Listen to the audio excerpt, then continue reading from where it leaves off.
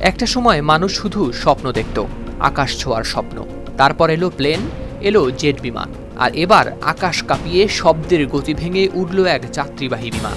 হ্যাঁ, সুপারসনিক গতির সেই সোনিক বুম আবার ফিরে এসেছে। মার্কিন যুক্তরাষ্ট্রের বুম সুপারসনিক সংস্থা সম্প্রতি ঘোষণা করেছে তাদের তৈরি XB-1 নামের প্রদর্শনী জেট সফলভাবে অতিক্রম করেছে শব্দের গতি। ক্যালিফোর্নিয়ার মোহাবে মরুভূমির আকাশে মঙ্গলবার পরিচালিত হয় এই ঐতিহাসিক ফ্লাইট। এটা শুধুই একটা পরীক্ষামূলক জেট নয়, বরং এক নতুন যুগের শুরু। 1947 সালে পাইলট চাক ইয়েগার প্রথমবারের মতো অতিক্রম করেছিলেন শব্দের গতি। সেই একই আকাশে বহু বছর পর আবারও বাজল সুপারসনিক গতির নতুন সুর।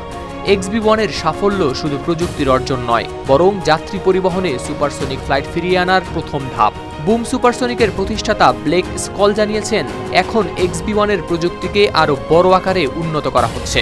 তাদের নতুন লক্ষ্য ওভারচার, যা হয়ে উঠবে বিশ্বের সবচেয়ে দ্রুতগতির বাণিজ্যিক যাত্রীবাহী বিমান।